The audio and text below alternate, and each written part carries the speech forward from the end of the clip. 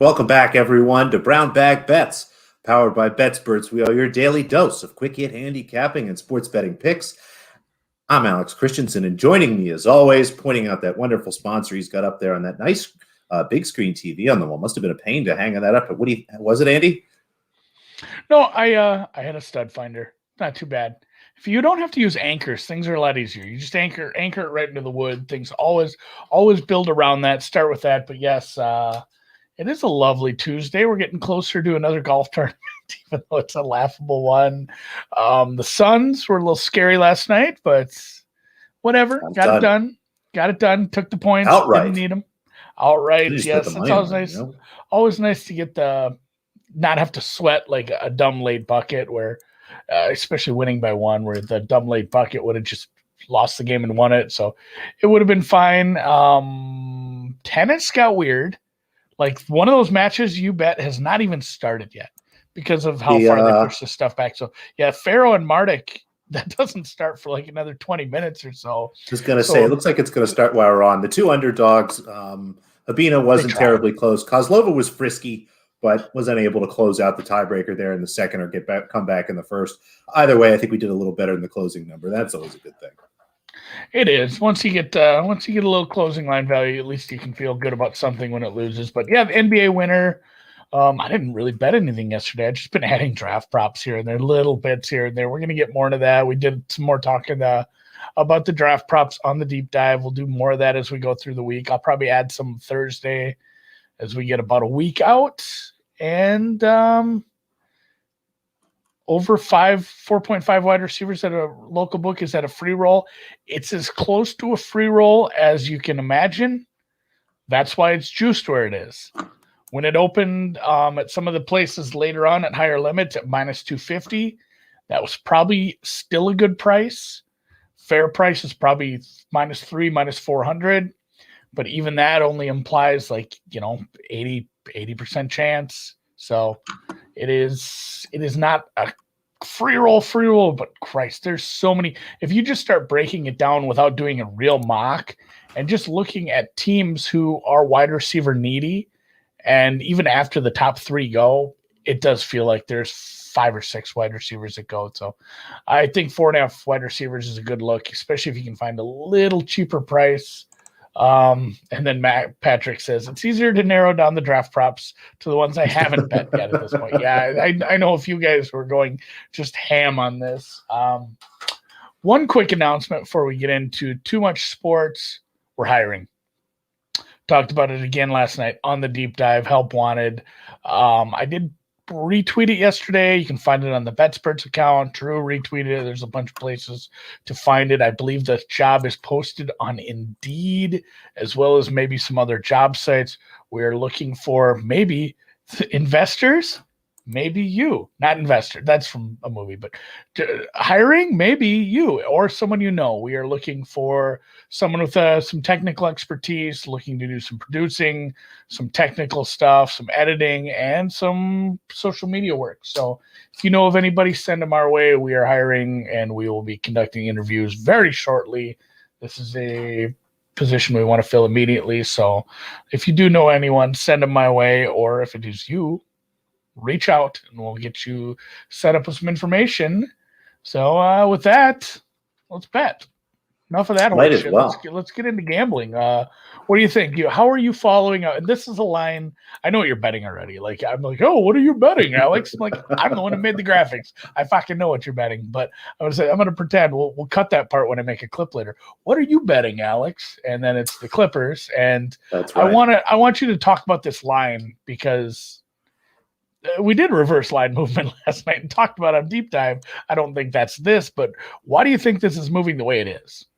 I am very confused. I've done some poking around. I wonder if maybe there's going to be somebody late on the injury report or rest spot for the Clippers here, something like that. To fill in a little bit of context here, this opened at 8.5 last night. Overnight it was -8. This morning it was 8.5. I was happy to play an 8. I found. I think I even posted an 8.5 on BetSperts, which was available.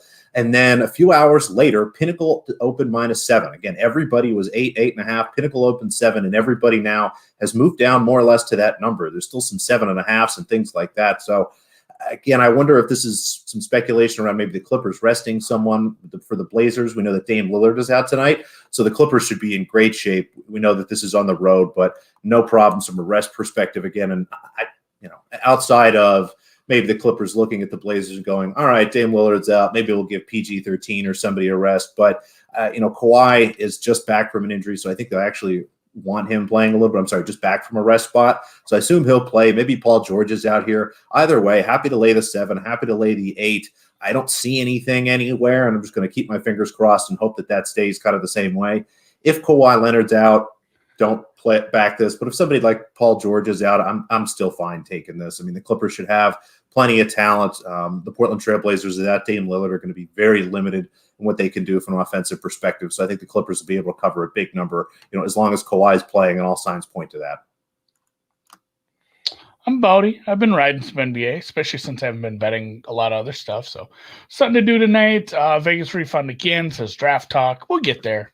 How about Mac Jones at 3? What do you think of that there? I think that would be catastrophic for your bankroll and all of everyone involved. So it's hopefully the Axis Point pick. It seems like that's building up to be what's going to determine everybody's nights, not only just from the way the rest of the draft is going to go, but your guys' attitude, because it seems like you and the team have piled up on a lot of non-Mac Jones at 3 stuff.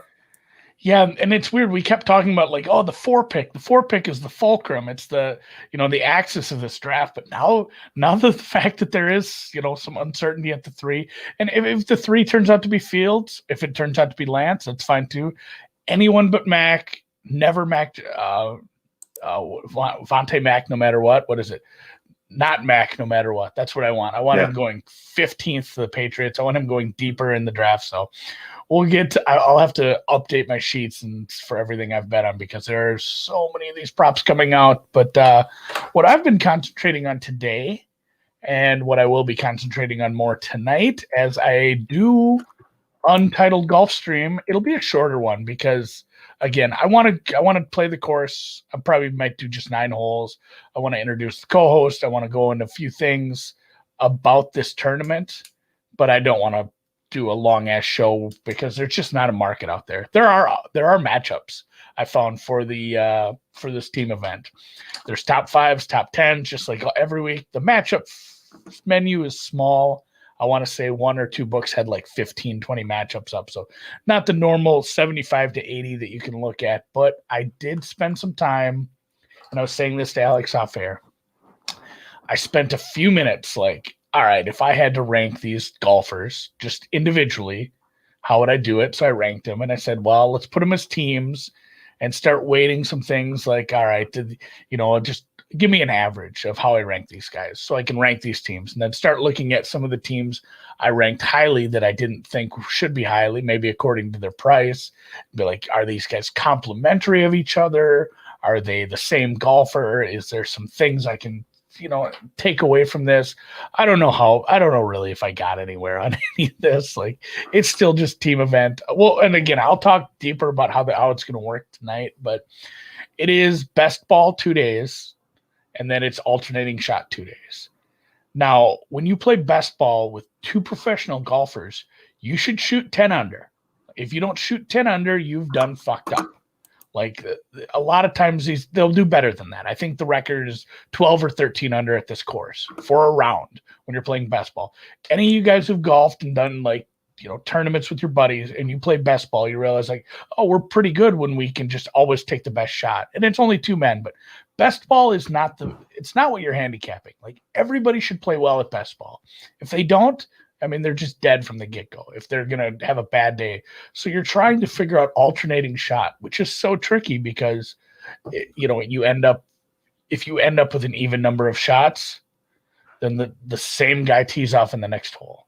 So anytime you're birdieing a 3 or a 5, then I think it's going to be the next guy teeing off because it's just whoever sinks it, the next guy don't. Yeah, that's how they go. It's true alternate shot. So as someone that's caddied a lot and watched a lot of these team events, it is interesting that they're doing it that way, because you're right. When you're looking at the best ball, you kind of talk about the idea of looking for complementary players, and that is kind of what you want. But when you get to alternate shot, that's a disaster. Having somebody that, might spray the ball and then somebody you can't recover being able to hit it long enough. When you get to alternate shot, you almost want guys that are similar. So I think that's maybe something that I would think about and just offer as kind of like a qualitative thought as you get to those alternate shot matchups, as you look for golfers that I think that are closer together, that are more comparable, more even with each other, because it's just more comfortable with them. They'll be playing from similar positions versus when you get to the best ball. I think you're right, trying to have some golfers that maybe complement each other and what they're good and bad at. Certain holes they might be good and bad at is a little better mix.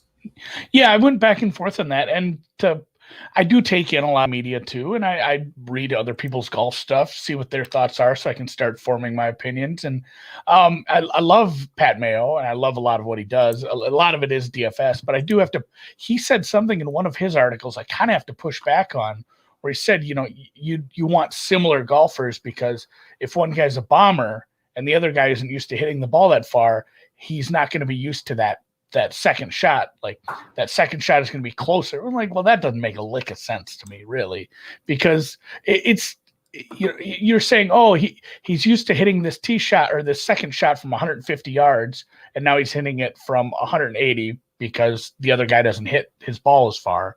Well, it's not like he's never hit a 180-yard second shot on some other hole at some other course. Like, these men are professionals. They're capable of hitting all different types of or second shot approach shots. So it's tough to say, like, oh, he's going to be hitting longer approach shots than normal. Well, I mean, that's going to happen on a longer course. If these guys will play a longer course, and they're going to hit longer approach shots that day. So I don't think that's big of an issue. I am looking, I guess what I landed on was looking for guys who don't have just massive floors, like way low. Like, I'm looking for guys who I had ranked highly, who I don't think have high variance to go together. And it got weird. This is where it got weird. I'm going to show you where I landed on. Bubba Watson, Scotty Scheffler, they're just good golfers. Like, they're one of the favorites. Like, I think they're fifth favorite or something. The best number I found was 16. A lot of 14s out there. I'm gonna bet this one and not feel too bad about it. They have a chance to compete. We love Scotty Scheffler. He's a guy who can absolutely go low. I think he's really suited for team play, because we've seen him. I don't know. I don't want to say like a golfer who can get hot. You only have to get hot with half of your shot. So I like him in this matchup too. And then just Gim and Naismith are guys I've backed over the last few weeks. This is not the same course as last week, but it's similar. It's another Pete Dye track. It's not too dissimilar. It's going to be similar greens. And I really think Seifert as well. Seifert's a guy I backed in matchups. So Naismith and Seifert are at 100 to 1, I thought was ridiculous. I thought that should be closer to 50. And then Gim and Sue as well. That's something that's 40 to 1 at certain places. I found 60s. I found a 70. So I do like a couple of longer shots here. Just some guys I think that have been playing well. Again, I used a lot of similar stats as I did last week. A lot of finding the fairways, finding the greens, just real bread and butter stuff. I think you get too cute with some of these stats, and you're going to just overfit a model. As I think Alex is underfitting on 3-point shooting right now, and some of the stuff I've had problems with. But if you overfit some stuff, you're going to run into problems. Like, proximity I think is starting to get a little silly with some people, because you can say, oh, it's within 20 feet of the hole. Well, sometimes there's water 20 feet within the hole. Like, is that really good proximity to land there or in a bunker? So I think the stuff I'm sticking with right now I like quite a bit. And I'm going to play these. If I play any matchups, I'll feel terrible, because I think that's even more degenerate, trying to handicap 4 golfers at the same time against each other. But I think I might do matchups on the best ball days, where I truly think like these two guys can go low. These guys can crush a course, go 11 under today. And just, looking for guys who can score based on how they match up together. So I'm actually going to run a whole different model for the matchups to try to figure out basically who I think can really, really go low in the best ball stuff. And I'll probably do some matchups if they give me daily stuff. Yeah, I like what you're thinking there. And I guess to circle back, what I will say is it's not necessarily about hitting shorter and longer shots. It's just being in different positions. As you watch golf, a lot of these Yeah. golfers are used to, all right, I'm going to hit the ball here and then I can go over there. It's going to be when the next time they come around, if they're playing with someone that, again, has a different game, either hits it much longer or much shorter than them, it's not even just the distance and the shot. It's, all right, now I'm in this different place and I have to think about this differently. I'm not used to being here on this course. And it's all little things, but I think that's sort of why you like an alternate shot. Again, two guys that are maybe a little more similar. Yeah, I'm fine with that. And there's going to be, I wonder how many, maybe it won't make a difference. I wonder how many lefties will play with righties. You're going to end up with some weird fades from these left-handed tee shots. That's interesting. You're right. Of it being one of them, but I imagine they talk a little. It's almost like having an extra caddy, where you're saying you definitely there's definitely planning. This is where we want to go. You'll see guys that normally hit driver that might hit 3-wood to set up their buddies and stuff like that. So it's all part of it. That's for sure. Well, that's the thing too with best ball. And we talked about best ball is just two guys crushing it. If the first guy is a longer hitter, you let him just rip one, and if it turns out it's right down the gut, 340 down the fairway, then you can try to rip one too. Or there's a lot of strategy with best ball as far as if the first one's not good, you end up with the safe shot. So it'll be tricky, but we'll get there. And more tennis or more golf stuff as we go through the week. And obviously tonight, 8 Eastern, short stream, introducing new co-host and getting into TPC Louisiana. Let's bet some tennis. We might as well. You're backlogged on tennis. We still have bets from yesterday, but we're gonna continue into Istanbul today. Let me just double check. I think you have. If you missed the Faro Martic over stack, the price on the total's pretty much gone. That's 21.5 just about everywhere. But if you can find over 2.5 sets, and you missed that yesterday, you still have about, I think, 30, 40 minutes to put that in. Istanbul, these matches should be starting tomorrow.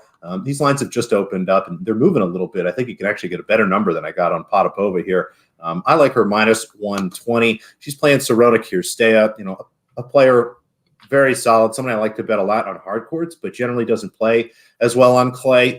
Potapova, much better numbers. And, the concern here, and I think the reason this is maybe more closely priced than I would make it, is Potapova is someone that plays with a high level of variance, and whereas Cirstea is maybe a little more steady. So I wonder if some people value that. Potapova is also coming off a closer match. Cirstea won her first match 2-0 pretty comfortably. Potapova played a match where they had a first set tiebreaker. I think they took a break for rain or something, came back, played another second set tiebreaker, took a break for rain. Came back this morning, and she closed out that third set. So, maybe a little clunky from a fatigue standpoint, but again, just, trying to play devil's advocate here. I have her closer to -140, almost -145. So again, happy to play her at this number or anything better like her in this matchup. And I'm happy to take her chances against Cirstea. Then we've got another one, Andy, and this is a stack, but it's not a total stack. And I think you're trying to say something. I am very much muted. I was trying to type stuff. Where are you betting this? Prop? This prop you can find. This will start to open up slowly. I think I got this at Bovada. I can't remember if FanDuel or DraftKings had it open either from a regulation standpoint, but you can find this. So what we're doing here is we're going to bet Kiki Mladenovic to win the match at -110. And then you can also bet what's called an exact score prop, a correct score prop. What you should scroll down and be able to see is Mladenovic 2-0, Mladenovic 2-1, and then she's playing Siniakova. So it'll be Siniakova 2-0, Siniakova 2-1. And what we're betting on here is Mladenovic basically to win the match in 3 sets. Whether she win the first and the third or the second and the third, she wins the match in 3. I think this is a better angle than attacking the over 2.5 sets price. The total's very high. It's an expensive 21.5. The over 2.5 sets line looked pretty good to me. And it makes sense. As you look at these two players, they play a ton of 3-set matches. Siniakova over 2.5 sets is one of my favorite bets, but the market has sort of caught up to that.